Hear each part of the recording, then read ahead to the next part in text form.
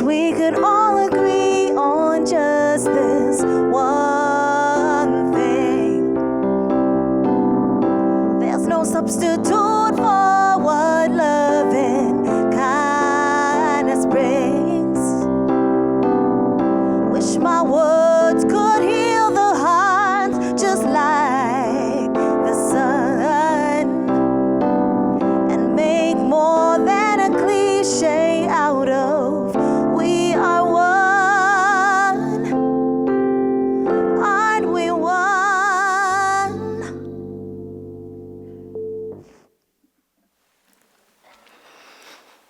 Improvisation. Improvisation can help us to unlock our best selves, but it can be scary to even think about incorporating improvising into our lives, especially as educators. Isn't good planning the secret to success? Well, yes, but sometimes when we overthink or overprepare, we end up talking ourselves right out of what is natural and uniquely interesting about ourselves. What if you have gifts and abilities that have been lying dormant because you haven't allowed yourself to explore them for fear of doing it wrong, of making a mistake? Dr. Charles J. Lim is a neuroscientist, musician, and surgeon. He's a busy guy. And he has spent much of his career studying creativity and improvising specifically. He says, although people don't often associate creativity with science, actually the two are inseparable. To come up with new theories to test, you need to be able to think creatively. I'll share more about his work later. So what is improvising? In my world as a musician, the simplest definition is that it is to make up something on the spot without previous preparation or written down music. When I was studying jazz at Humber College in Toronto, we spent a lot of time learning how to improvise, or rather developing the skills needed to improvise. So we spent countless hours practicing different scales and modes and chord progressions and grooves, and the study never really ends, like still studying to this day. But we do the work so that we can be free to take risks, because when you're improvising with other people, the most important thing is listening, is being able to stay in the moment. We need to trust that our fellow bandmates will go with, that they'll say yes to our ideas, and we in turn must do the same for them. When I was at school learning how to improvise, or scat as it's called for vocalists, I found it terrifying. I couldn't get over the idea of making a mistake in front of other people. So the hardest part was and is turning down the volume on the critic within. Experience has taught me that the less you worry about making a mistake, the more likely you are to experience a moment that feels transcendent. So then there's also improv theater, or improv, and it's similar in that most or all of it is unscripted or unplanned. The principles that help guide improv are known as the 4 C's: creativity, collaboration, critical thinking, and communication. Today, improv, as you probably know, is used for team building and trust exercises as a way to combat social anxiety and more. Viola Spolin is often called the mother of improv, and many of the theater techniques and games that she devised in the 30s and 40s are still used today. There is so much I could tell you about her incredible life and work, but what I want to focus in on is her philosophy, which was that improv is a means to help individuals overcome the approval-disapproval syndrome she said blocked them from their own natural creativity in an effort to please others. I can relate. Can you relate? So improv, it frees us from the confines of our own self-conscious, evaluative, and repetitive stories. And we experience the energetic emergence of the intuitive, and that's what makes transformation possible. When I am improvising or jamming with friends, especially if we're starting from scratch, which I like to do, it feels like a fire. Initially, there's this spark, this idea, could be a cool groove, chord changes, little riff, something that ignites the rest of us and sets us off on a different course. And each person brings all that they are and have experienced to the moment, and the magic happens when the spark gives way to a wildfire infused by our wild abandon and freedom from judgment. The delicate balance of the fire's ferocity and its unpredictability versus the deep trust and listening that's required is what delivers the gold. In my life as a musician and music educator, improvising has come to be a really important part of the way I approach most things, except for this talk. Some of the best performances and songs I've written have come about when I've dared to say yes to the moment. Sometimes I say yes to things that feel a little beyond my comfort level or depth, but they've ended up being richly rewarding. And I've learned over time that needing to control everything isn't always the best approach. Loosening that grip can help yield some of the best outcomes. It's about being open to the isness of the present, going with it, being in the flow, and it can teach us to make decisions with conviction, to listen before responding, to laugh at ourselves, to get better at taking cues. And these are all great skills to hone, not just for artists, but for everyone.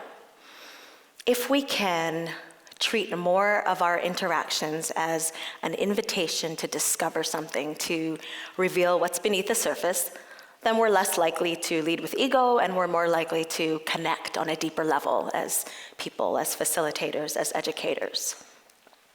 Remember Dr. Lim, the neuroscientist musician? He designed sophisticated ways of attempting to study improvising using functional MRIs. So his subjects, jazz musicians and rappers, were placed in the machine where they performed a memorized piece versus something improvised. And regarding what he saw during improvisation, he says, in simplistic terms, it seems during spontaneous creative modes that there is deactivation in the dorsolateral prefrontal cortex. I'll explain. He's basically saying that the parts of the brain that are responsible for self-monitoring, self-awareness, introspection are shut off during improvisation, which is a good thing because they can impede the goal of creativity, of free-flowing output. The parts of the brain that are thought to turn on are related to language and are self-expressive and autobiographical. He says one area turns on, but one big area shuts off so that you're not inhibited, you're willing to make mistakes. I find his work fascinating because he's attempting to prove with science what is already intuitively known.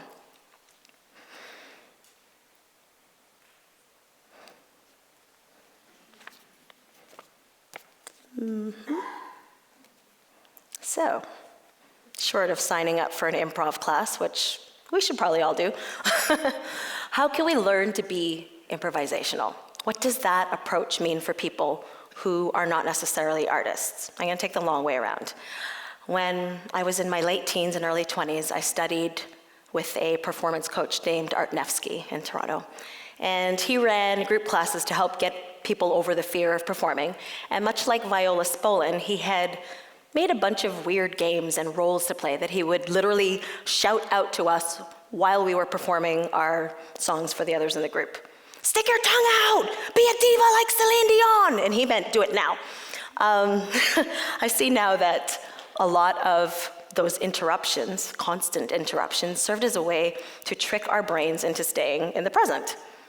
We simply had no time to get too self-absorbed in judgment. He would also urge us to try new things in even the smallest ways to sort of build up the muscle, walk home on a different route, have your coffee from a different mug, brush your teeth with the other hand. You might notice new things because your awareness is heightened because you're doing it differently. So we can look for more of these moments. We can learn to say yes more. I'll add that allowing our curiosity and our childlike fascinations to be in charge more often is another good place to start. We can also listen deeply, meet people where they're at, allow them to finish before trying to interject and steer the moment into something that makes us feel more comfortable. When we are vulnerable, we allow our humanity to peek through like an indicator light going off to let others know that it's going to be safe for them to show us theirs too. And I believe this is rich and fertile ground for sharing and growing, learning. So it's pretty evident by now that part of improvisation is being in the moment. It's like when you're on a roller coaster, the way up is filled with anticipation, anxiousness, maybe dread. You're nervously trying to calculate as you go up how wild the drop is going to feel when you start to free fall. On the way down, there's literally nowhere else that exists but where you are, right? Whether you love it or hate it, it's the only thing that you're experiencing and reacting to in that moment. Not what you're gonna have for dinner, not the snappy retort you couldn't think of yesterday. That moment is all there is, which is part of what makes experiences like that so thrilling. One of my favorite artists, Bobby McFerrin, has taken improvising in a vocal context to incredible heights. Several years ago, I was watching a video where he was being interviewed and just kind of giving advice to aspiring singers, and he challenged us to improvise for 10 minutes a day continuously for at least 21 days. I decided to try the challenge, and it was challenging because I was used to improvising in the context of with other people, other musicians. He was asking us to just play with our voices in the air every day, continuously, with no judgment. And I did find it tricky to just show up to the task at hand and not try to judge if I was doing it right or wrong. Eventually, though, it became something that I loved, and it ends up feeling sort of like a meditation for me to make time to play with my first instrument, my voice. It has also become a way for me to invite new songs into existence, have them reveal themselves. I like to use my looper pedal and my voice to create soundscapes and textures to then build on. And on my upcoming album, Love and Protest, a lot of the songs were born out of this play with my voice and my looper. I'd like to share a part of one of them with you now, and it's called Where We Belong.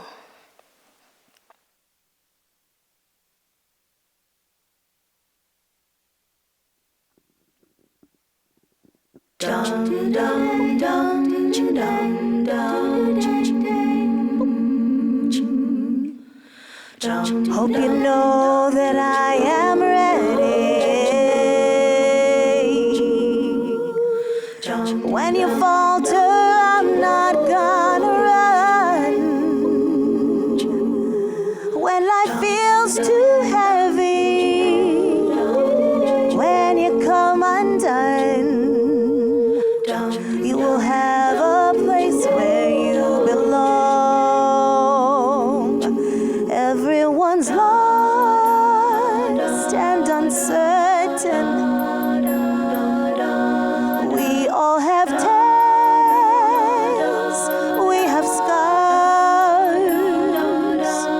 Only way to stop hearts from hurting is to lay down our arms.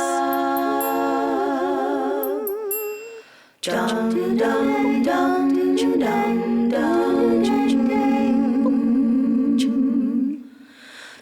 I keep hoping that we're ready. There are truths to find in the songs unsung. When life feels too heavy, when the boat gets rocked, we will have a place where we belong. 'Cause everyone's lost and uncertain. We all have tales, we have scars. Only way to stop hearts from hurting is to lay down our arms. Yeah, yeah, yeah.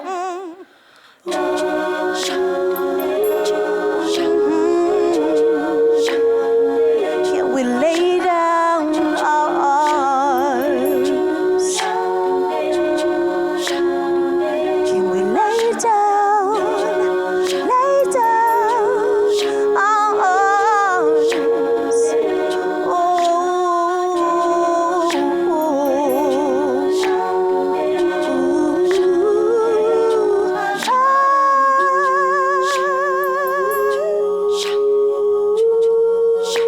I hope we can all explore our untapped potential by learning to live a little bit more freely. Thank you.